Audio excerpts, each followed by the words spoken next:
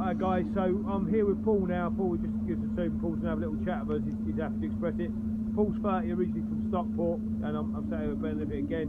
So Paul, this is the camera, mate. If you want to say hello to everyone, there he is. Hello. That's Paul. So Paul, you were just briefly telling me before we put on the camera on sort of the story of how you became homeless, mate. I was working, 0 hours contract, 50 hours a week to start it off with. After a few months, the hours just dropped away. The lease I came out with was 7 hours in a week. I had to drive 16 miles for that 7 hours. The car ran out of petrol once, going to work. I had to leave it on this woman's driveway. It was there for 5 days. The woman was getting annoyed. I left a message on it, on the car, my number and everything. She was contacting me every day. She got a bit peed off in the end. I told her the situation. She understood. Well, it's down to your boss then, isn't it? He should have gave you more hours if you've got to travel that distance. You should have realised that. And so she started contacting my boss then, the hotel. Started to complain to him. He didn't like getting complained at by a local down the road. That's your job. Yeah. So he complained to me then, saying, right, move your car. What's it doing there in the first place? I said, well, I drove to work and I ran out of fuel. You didn't want to give me the hours that I needed to travel 16 miles to cover my fuel costs and everything. So the car's ran out of fuel. So how long now have you been homeless for, mate? 3 years now. 3 years. Now, originally up in Stockport? Yeah, originally from Stockport. Needed to sort my life out after that crap job. Decided to get away from Stockport because my life was just taking a tumble for the worse. I was getting into the heroin and crack cocaine again that I was into a few years ago. So I thought, well, I didn't want to go backwards again, so I decided to get away. Came down here, went in college down here, Brighton City College, did a catering course, level 2, level 3, on the streets. Passed them both. Passed them both on the street, so I've passed me level 2 and level 3, so I'm a qualified chef now. Just trying to find work now. And how's that go when you've got no fixed abode, mate? How's that working that way? It's hard. Some people, as soon as they find out you're homeless, they don't seem to want to know. Yeah, you get that prejudice against it. Yeah. I've had an interview where he cancelled it saying he was busy. The first time he cancelled, he was telling the truth. I know he was busy because I seen him sack his chef. So you knew he was going on. I knew he was busy. I knew he was telling the truth. I could tell by the background noise that he was busy. So I knew he was telling the truth. The second interview he cancelled, saying the same thing, saying he was busy. I knew he was telling bullshit. The background noise was quiet. His whole attitude was quiet and calm, collect, everything. All changed. Yeah. Wasn't busy, wasn't rushed, wasn't stressed. I found out I was homeless. He walked by my doorway one day, see me in the doorway. That was the change. And that was how we thought, so you just apply for that. Can I ask a question? Go on. Have you approached the council about emergency accommodation or B&B that they used to do? I have done, yeah.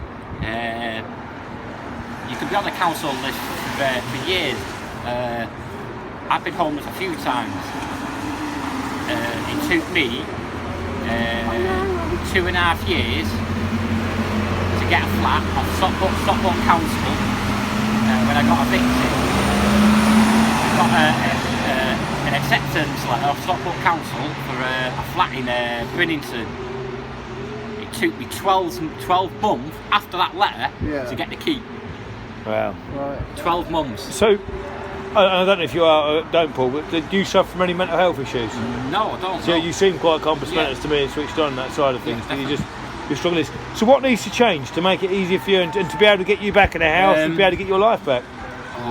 I say there's quite a few things that could be done. The government, with all these cutbacks that they're doing, they're spending money in the wrong places. They're sending the money to the wrong places that need it and don't need it. Bosses with its 0 hours contract, because if you think about it, the government came up with I think they're kind of changing that now. Minimum wage thing, didn't it, to help people. Yeah. But they didn't think about the 0 hours contract side to it, because the bosses suddenly thought, well, and now I've got to pay more to my employees now because it's minimum wage thing. Yeah. But he can take that away back with that 0 hours contract. Quite easily, so yeah, he's just saved his money now by cutting your hours down. With the money I do think when I spin a bill, so that's, I know from a few people that have the same problem, and that's currently something the government are reviewing and trying to change the holiday pay and everything going on to that, because of probably reasons like yourself, to be fair. That's probably why they've brought that in, is as there is people struggling along with that. But couple of questions. Go for it. What about? We'll cut this short soon, yeah, mate. we'll cut it down or whatever. But how it's like on the streets? How do you describe it? What? Yeah, do you feel safe here? Do you have a particular place you stay? I wouldn't exactly say I feel safe.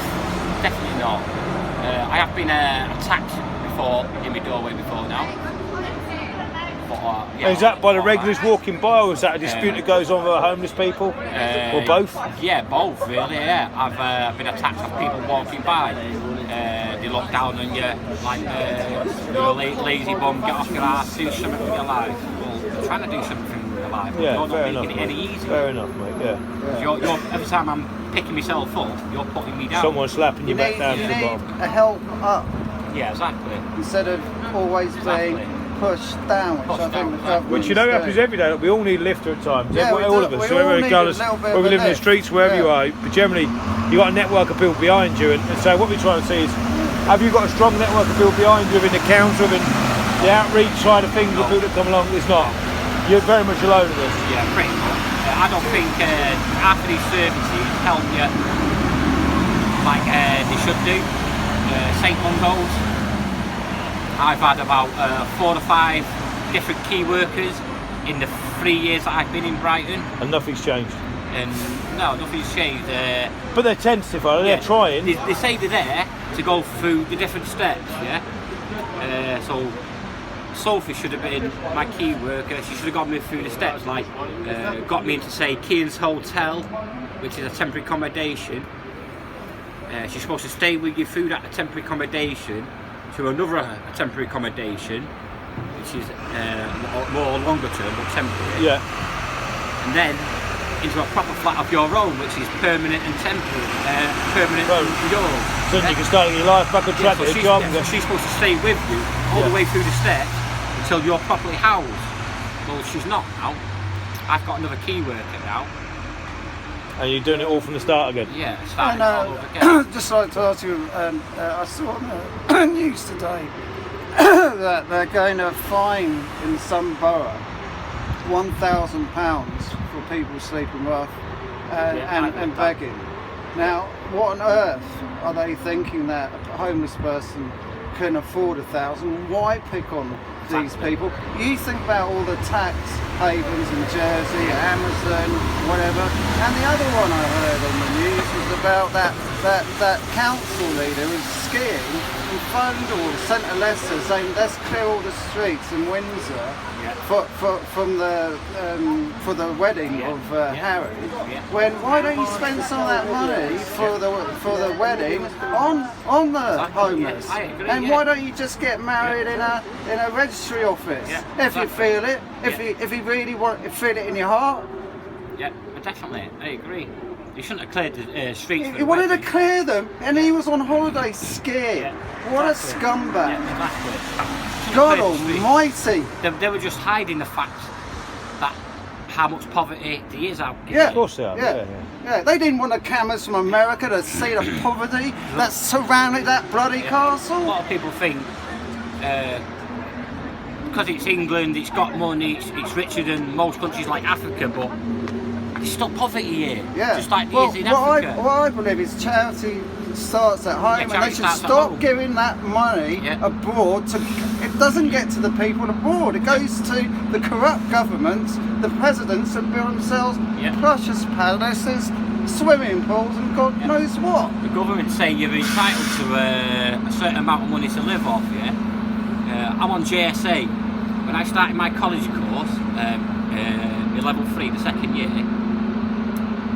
they stopped me my JSA, my benefits. Then what are you supposed to do? Saying I wasn't entitled to it because I've got to be looking for work and all that. I've got to be available at least 16 and a half hours a week. But you're available for work. The first thing you did when we met tonight was ask me for a job, was it not? Yeah, Yeah. Was it not, mate? It was, wasn't it? It's a It was the first thing you did. Exactly. So, It's catch-22 about that thing. I know about that Yeah. thing. So they stopped me We're not benefit very- saying I was entitled to it because my college course was over 16 and a half hours a Yeah. week. It wasn't. It was 14 and a half hours a week. So I was entitled to do that part-time course. I wasn't allowed to do a full-time. I was allowed to do a part-time because of the JSA. They stopped me claim for 6 weeks saying it was over 16 and a half hours. I had to do a lot of running around from college to the job centre and everything else to get paperwork to prove that my college course was under the 16 and a half hours. Eventually got the proof, submitted it to the job centre. They agreed with me and they checked it out themselves as well. They said, right, yeah, you are right, Mr. Schofield. It is under the 16 and a half hours a week. You are entitled to do that college course to better your life. We're going to reinstate your benefit now. Thank you. Now, can you backdate the 6 weeks that you've already took from me? No. You're What do you joking. mean, no? You've just said I was entitled to it, so that means I'm entitled to that 6 weeks you've already took from me. No, we was entitled to take that from you. How can you take that from me? How was you it's not entitled? right. Because at the time, we was entitled because it was over 16 and a half hours, but I've just proved to you that it's not. And you've just agreed because you've just reinstated my benefit. Yeah? If I was wrong, you wouldn't have reinstated my benefit No, now. to do it. That's right. I've It's- still it's not the, got that 6 weeks back. Guys, we're going to do this because we've Yeah. got more soup to give out and worried about it's getting cold. It's been great chatting away to Paul. Yeah. He's been really open-minded and Yeah. happy to talk to us. What we will do is we'll catch him again soon and see Yeah, if we anything's hope to, changed for him. catch up with you Paul, guys. thank you very much Thank for you. your time, mate. It's been a pleasure to meet you. It really has. We'll see you again soon, Yeah, mate. if you have any jobs come up, I will. I'll bear you in mind, mate. Of course, not a problem.